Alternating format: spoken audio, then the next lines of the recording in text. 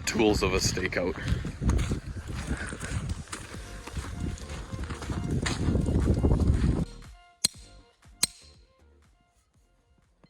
Pretty stiff.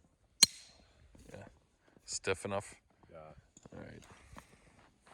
Well, it's Halloween and we're in our winter wonderland. Happy Halloween! Right. Because that means 0 around here. But Is this a paid holiday? not yet. We don't get paid for this? Well, we're getting paid for the It's job. a paid holiday. What if it's not a holiday? Okay. Oh, okay. I'm holding what we call the dumb end of the tape. It's because it doesn't have any numbers on it. It's the start. You're talking to yourself. I'm talking to America here. So I'm gonna hold it on our mark here. I have a black spot. We're looking for 64'5". All right, so we established our corners, all 4. So we're good to go, and the plumbers can plumb. Stakeout complete. Now we're ready to go.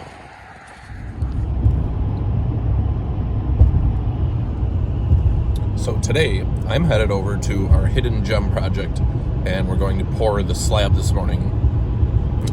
It's just getting light. Our pour is at 7:30 and it's 7 this morning. It's December 14th. So we're getting ready to pour this concrete and get going on this project.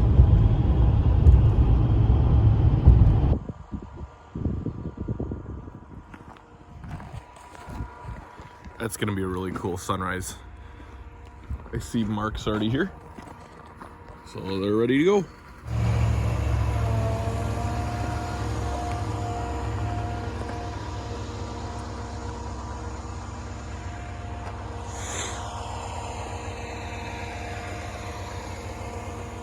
Since this foundation is a slab on grade is what they call it, because it's not getting any more, it's not getting a basement and it's not getting a full frost wall. And so what we end up doing, this is called a grade beam, and it goes 16 inches down. So that's a 16-inch form and 16 inches wide. I'll show the little graphic detail thing here, but all around the edges of the slab, we're going down 16 inches, so that'll be full of concrete, and 16 inches wide, which gives us what is called a grade beam. And so that helps strengthen it, and it gives a spot. Then what we're going to end up doing is once these forms are out of here, I need to do another insulation detail so that the frost doesn't get underneath this slab and heave it. The other thing we're doing with this slab, one last thing, is this part here is the garage, and then right about here is the break where it goes to the house, somewhere right in here. And so that is a house part, garage part, and we're putting a thermal break in between. Here it comes right now.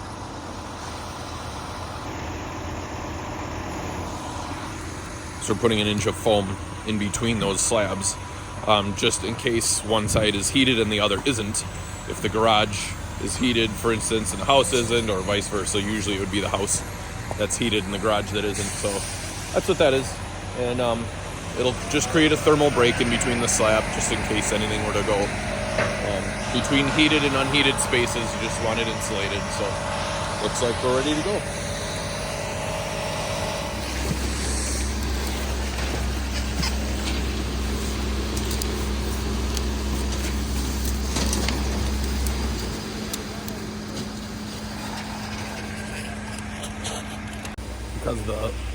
Because the grade beam is kind of angled, like what was in that graphic, they have to kind of hold that foam in place and set the rebar as they're pouring so it doesn't go anywhere. And then once the concrete's on top of that foam, you're good to go.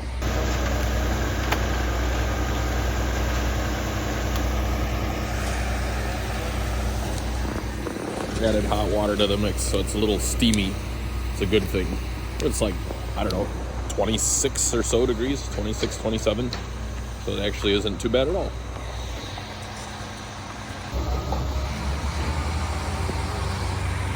They're installing our thermal break next. You pour concrete on either side of that little 1 inch of foam that goes in between the two slabs, and that creates your thermal break. It gets you all on your way.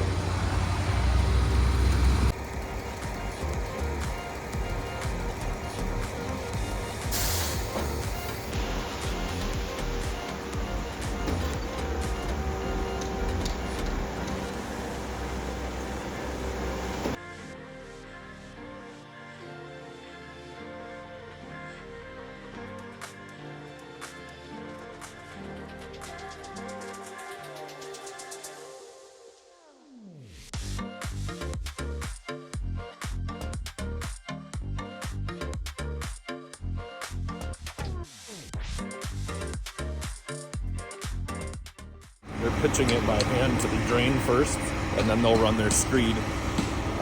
But you need a spot to run your screed on that's smooth, so that's what they're doing.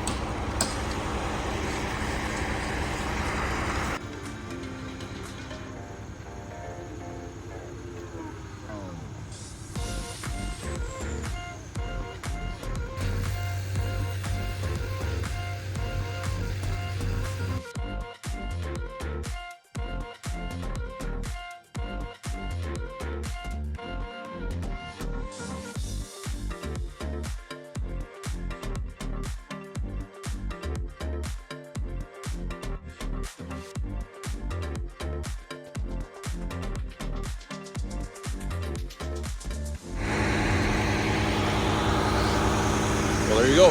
So it's 9 o'clock. So for a 7:30 pour, hour and a half in and out, and the slab will set up for a couple hours, and then they'll get on their power trowel and finish it off, make it nice and glassy smooth. And then we're double blanketing this thing. It's supposed to be mid to upper 30s for the next week or two for highs, which is perfect from what I was told for what the mix was. They had added some calcium and some other stuff to help it set up, and hot water, of course, and warm aggregate, heated egg. So we're looking at a really nice slab. We did 5-inch slab with a 2-foot grid of rebar.